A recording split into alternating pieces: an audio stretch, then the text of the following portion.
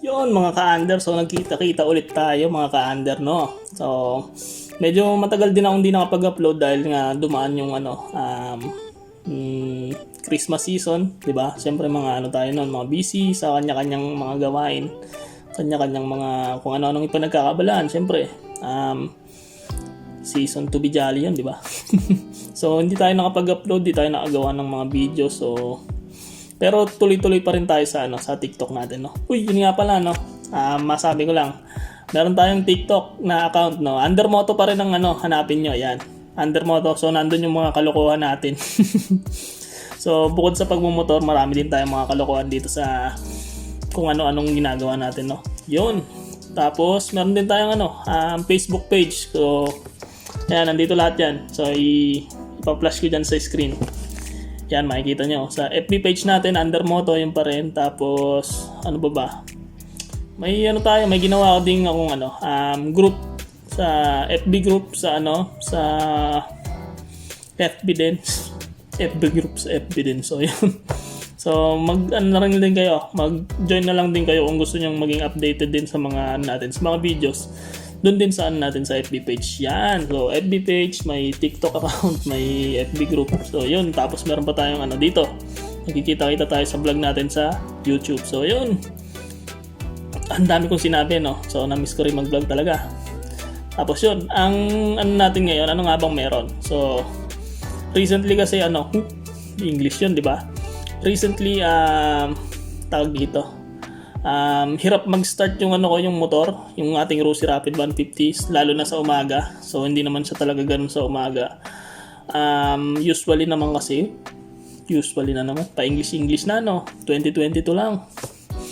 So nakapulo tayo ng mga konting English. So yun, usually kasi ang ginagawa ko sa Rossi Rapid 150 natin, lalo pag umaga, is kickstart talaga ang tirada ko sa kanya. Hindi ako basta-basta nagpo-push start. So para na rin, para tawag dito, para daw magising-gising yung mga yung mga langis sa sa makina yon. Tapos yun, recently nga medyo nahirapan na siyang mag-start, lalo yung push start niya. So lalo kapag kapag gagamitin ko siya, halimbawa na-push start ko naman siya pagkagamit ko, tapos mapapahinga lang ng siguro mga ilang oras, ilang minuto, hirap na siyang mag-start ulit, lalo na dun sa push start, no. So importante pa naman yung push start natin, lalong-lalo kung walang kickstart yung motor. So kinagandahan sa motor natin is merong kickstart, no. Kaya may start mo siya kahit medyo nagloloko yung battery niya, no.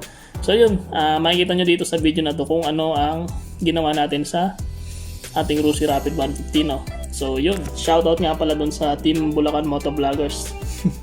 Solid kayo, no. Yan, ang grupo namin dito sa sa Bulacan. Yung ang mga mga aspiring na motovloggers. So, yung iba naman sa amin mga medyo big time na sa YouTube. So, yun, shoutout sa inyo. So, simulan na natin yung video. Wala nang patumpik-tumpik pa. Tara.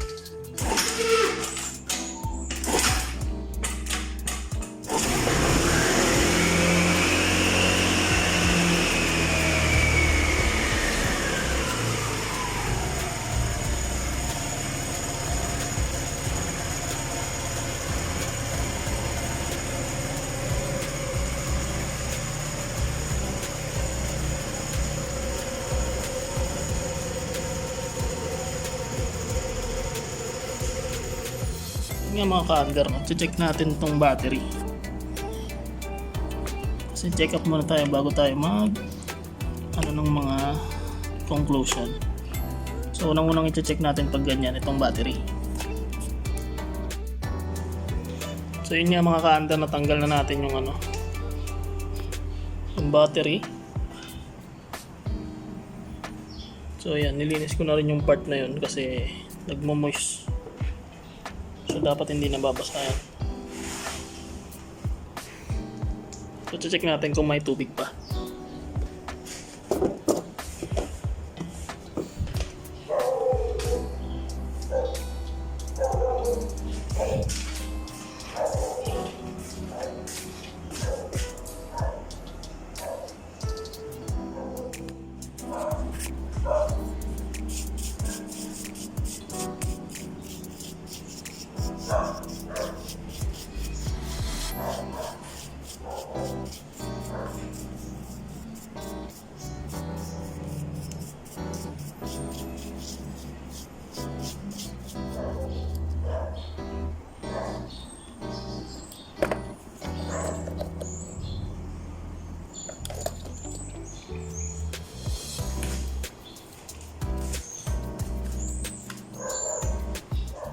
Yun mga ka-under, so nakabili na tayo ng tubig para sa ating baterya.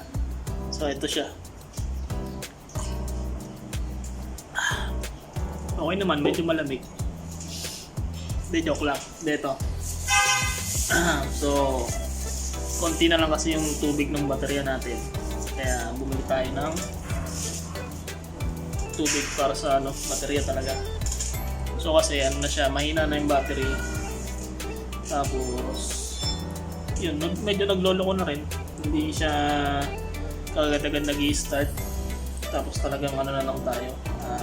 Tiwala na lang tayo sa kick. Buti na nga lang may kickstart pa rin yung ating Rosy Rapid 150.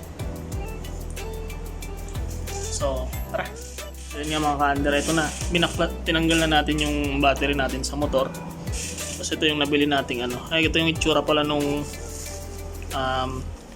tubig ng baterya. Yan. So I think to, Motolite daw. Sulfuric acid kung nababasa nyo. Yan. So hindi basta-basta tubig lang na ilalagay mo dito. So meron talagang tubig para sa baterya. Saka to, talagang para dito sa natin kasi di tubig pa tong natin, stock na battery. So tara na. Para lagyan to, sigurado yung malinis muna yung ibabaw bago nyo buksan isa-isa to at salinan. So tara na.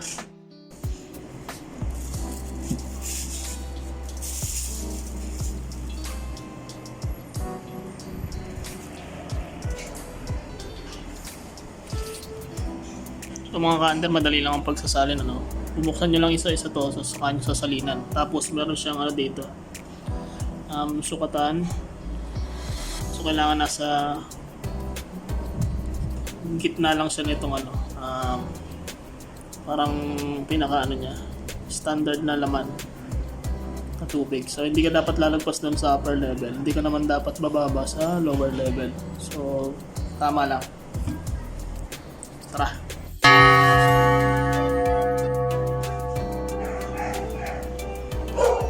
So yun mga ka-under, nalagyan na natin ng tubig tong baterya. So last step naman natin is yung papakargahan natin tong battery kasi ganun talaga ang process nitong pag maintain nitong klase ng baterya. Yan. So ito medyo hanggang dyan lang yung nabawas ng natin na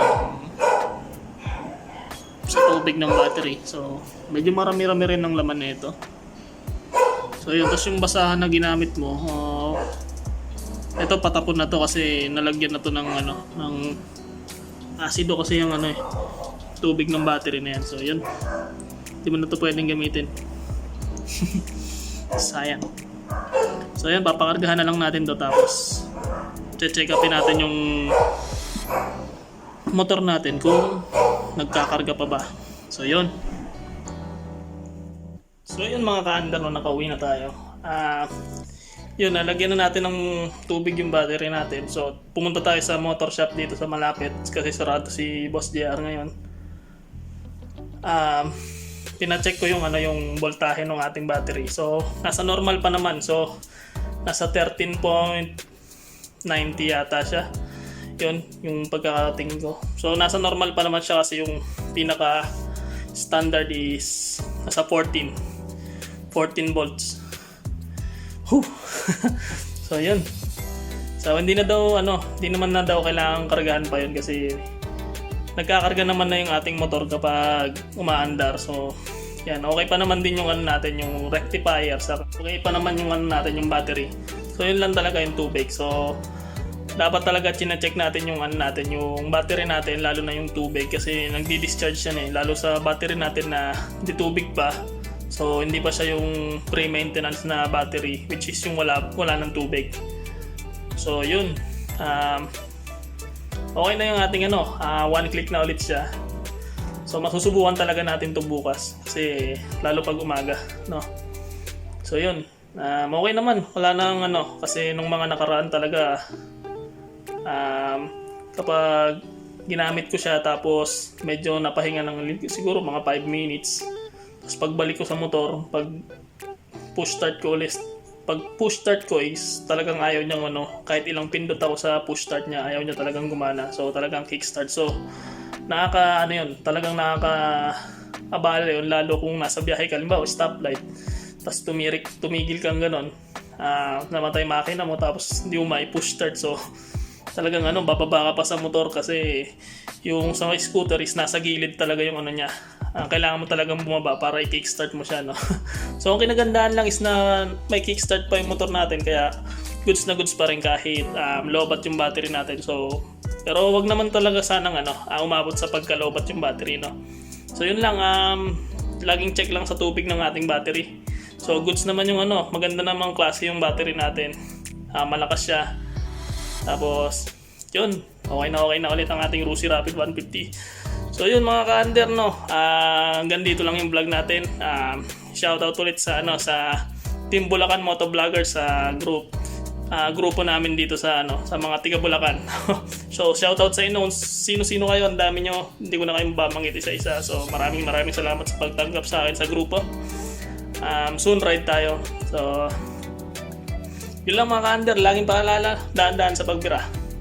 Ayos.